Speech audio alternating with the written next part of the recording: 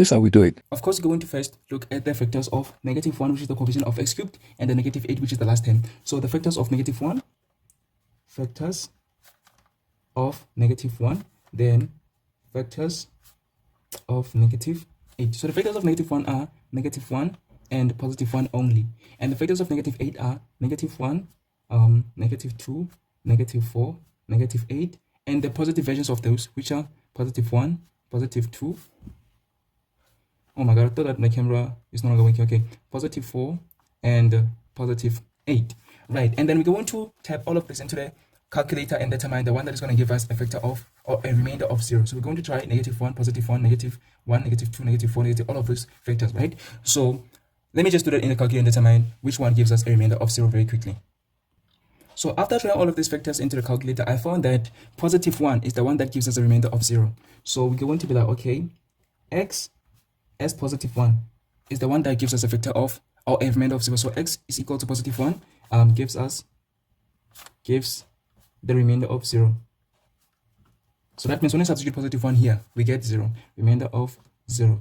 So this means that, therefore, this means that x minus 1, because we're going to take the +1 to the left hand side, so that means x minus 1 is a factor. So x minus 1 is a factor of the polynomial. Now that we have x minus 1 as one of the factors, we are going to apply both methods. First, the long division method and the table method. So these are the first 3 steps to do. And then now we're going to apply this into the long division method and the table method to determine the other factor, or the other factors. Right, so we're going to first do the long division method.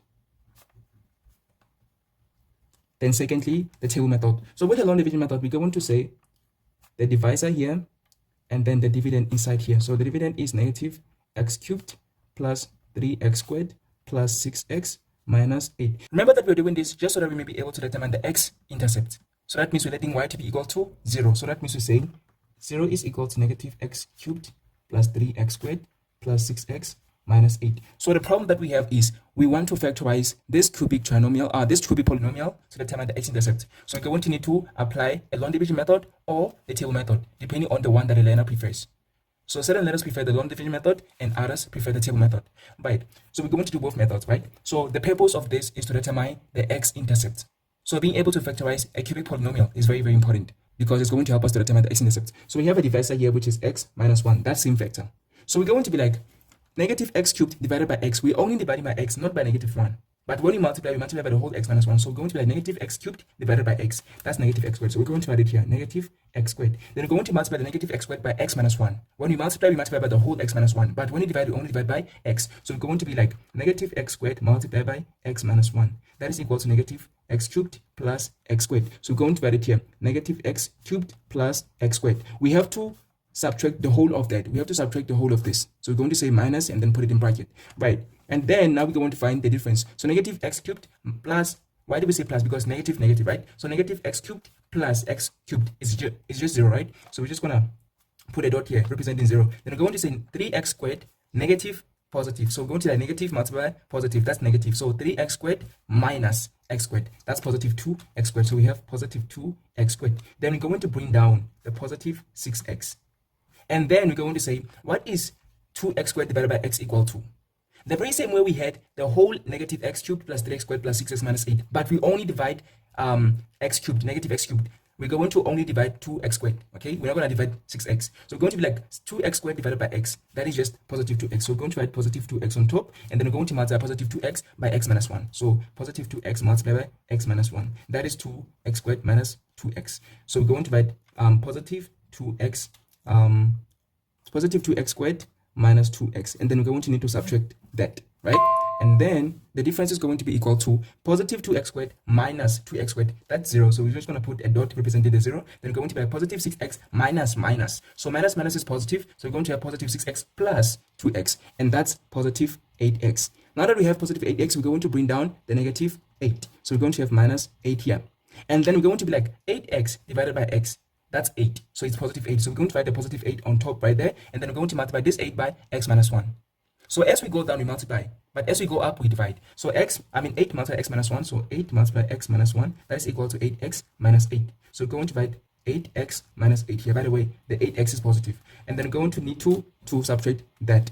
And then we're going to say 8x minus 8x, that's 0. So we're going to put a dot representing the 0. Then we're going to say negative 8 minus minus. So minus minus gives us a positive. So we're going to have negative 8 plus 8, and that's 0. So we're just going to write the 0. So this 0 is the remainder. And obviously, the 0 was going to be the remainder because we have already said that x minus 1 is a factor. So x minus 1 is a factor, therefore it leaves a remainder of 0. But why were we doing this? We were doing this because we wanted this factor here. So this is what we were looking for. We're looking for this factor here. So now this is the factor that we were looking for, and we're going to say, therefore this is equal to, well, we had 0, which is equal to that. So this factorized is x minus 1. So we're going to multiply the factors. The first factor is x minus 1. The second factor is negative x squared plus 2x plus 8. Now that we have written it in this form, it is better now. It looks better now, right? So we're going to apply the 0 identity, which means that when something multiplies something gives us 0, that means one of the two factors must be 0, or both of them must be equal to 0. So we're going to say x minus 1 is equal to 0, or negative x squared plus 2x plus 8 is equal to 0. And then on this one, we're going to apply the quadratic formula. So here we're going to say x is equal to 1. We are done, right? So that is one of the factors. What about this one? This one, we're just going to apply the quadratic formula or factorize if you know how to factorize.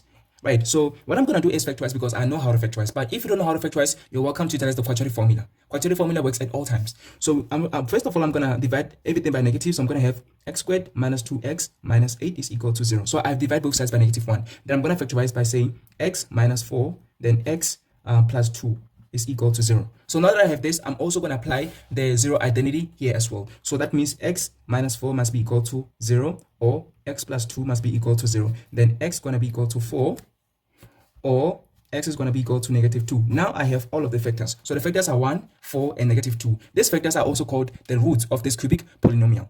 Now that I have the factors, I'm going to write the x-intercepts as x-intercepts are negative 2, 0. They are also 1, 0, and of course 4 and 0. So these are the x-intercepts that we were looking for initially. Okay, so in examination, if they ask you to sketch a cubic graph, you're going to need to find the critical points.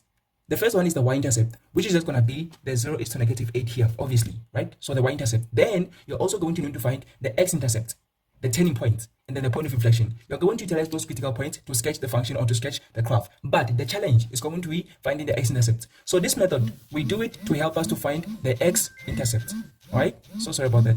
Just the spam calls. Anyway, so we're going to utilize the long division method or the table method to determine the x-intercept. So we do all of this. We'll go through all of this trouble just to find the x-intercept. I know that finding the x-intercepts of a cubic graph or a cubic function is a challenge to a whole lot of different learners. So this is how we do it. You just need to make sure that you stick to a long division method or the table method, the one that you prefer. And also, you thoroughly understand how to apply each step. Okay, so this is the long division method, and this is how we determine the x-intercept. Now let us go to do the table method. So I'm going to shift my camera a little bit down so that you can be able to see it. So please excuse me for a second. All right, so this is how we apply the table method. First of all, we're going to write the factor here. We're going to write the factor, and then we're going to write the coefficient of the dividend or the polynomial, dividend or polynomial, right? And then you're going to do this. How many coefficients does the dividend or polynomial have? It has 4. Right? Remember that originally we had negative x cubed plus 3x squared plus 6x minus 8. So it has 4 coefficients. So we're going to have to make a space for 4 coefficients. So that's 1, 2, then 3, and then we have 4 coefficients. So this is going to be the structure of your table. And you're going to do this and then that. By the way, table method is a simpler method. But it only works when the coefficient of x cubed is 1 or negative 1. If it is not 1 or negative 1, then we're not going to apply the table method. Okay? But it is the easiest when the coefficient is 1 or negative 1. If maybe you have negative 1 or 1 as the coefficient of x cubed, you're welcome to utilize the table method. It is the simplest and it is the quickest. Right, so what you are going to do is write the factor here. What is the factor? The factor is that number that we said when you substitute into the polynomial or the dividend, we get a remainder of 0. Let me go back a little bit so that you can see it. So this is what I'm talking about. You see this? X is equal to positive 1. This is the factor that I'm talking about. Okay, I'm so sorry. It was blurry a little bit, right? So this is what I'm talking about. The x is equal to positive 1. This is that factor which gives us a remainder of 0. So this is going to be the factor. So we're going to write it here. So that x is equal to 1. We're going to write it here. So we're going to be like, okay, that positive 1, we're going to write it here under the factor. And then we're going to write the coefficients of the dividend or the polynomial, which are negative x cubed plus 3x squared plus 6x minus 8. So we're going to write the coefficient. So the coefficient of x cubed is -1. The coefficient of 3x squared is +3. The coefficient of 6x is +6. Please do not forget the signs. And then of course we have the constant, which is -8. Then after doing that, we are going to bring down this -1, which is the coefficient of x cubed. Remember that I said it only works with the coefficient of x cubed being -1 or +1. So the fact that we have it as -1, we're going to just bring it down. Where? Here. We're going to bring it down here. By the way, I forgot to say, we have to multiply here. We have to put a multiplication here and then a plus sign here. Okay, let me shift a little bit to the right so that you can be able to see that. All right, so you're going to put a plus sign here. You're going to put a plus sign here and a multiplication sign here. So when you go across, you multiply. But when you go down, you add. So as you go across the row, you multiply. As you go down the column, you add. So I hope that is clear. So we're going to bring down this -1 here, which is the coefficient of x cubed. We're going to put it here. Then we're going to go across, multiply, right? So we're going to be like the factor. Everything multiplies the factor. So factor multiplies everything. So we're going to multiply everything by +1, which is the factor here. So +1, where do we get this +1 from? We get it from there, which is x is equal to +1. So I hope that you still remember that. So we're going to like +1 multiplied by -1. That's -1. So we're going to write the -1 here in the second row. And then we're going to add. So we're going to like +3 plus -1. So we're going to have +3 minus, because plus multiplied by negative is negative. So we're going to have +3 minus 1. That's +2. And then we're going to multiply this. So whatever answer that we get, we're going to multiply with a factor. So +1 multiplied by +2, that's +2. And then we're going to add +6 plus +2, that's +8. And then we're going to multiply. +1 multiplied by +8, that's +8. And then -8 multiplied by -8 plus +8, that's 0. So we were obviously expecting to get a remainder of 0. So this 0 is the remainder. So this 0 is the remainder. And from here, you're just going to put x to the power of 0, x to the power of 1, x to the power of 2. Okay? So this is the remainder. The 0 is the remainder. And then we're going to say x to the power of 0, x to the power of 1, then x squared, or x to the power of 2. And then we're going to say, okay, so this is +8. X to the power of 0 is just 1. So we have +8 multiplied by 1. That's +8. And then we have +2 multiplied by x to the power of 1. X to the power of 1 is just x. So +2 multiplied by x is +2x. And then x squared is still x squared. The -1 multiplied by x squared is -x squared. So that means this that you see here is that other factor that we are looking for. If you look at the long division method, you're going to find out that we're still going to get the same factor. So it's either you utilize the long division method or the table method. You must still get the same factor. So the other factor is -x squared plus 2x plus 8. Then of course we're going to apply this. So we're going to like the first factor, which is x minus 1, multiplied by the second factor, which we have gotten utilizing the long division method or the table method. So I hope that I've actually explained in a way that you understand. And then of course we're going to apply all of this and then find the x-intercept. So I hope that you've actually enjoyed the video. You have actually enjoyed me explaining this, and now you know how to apply the table method and the long division method. Thank you.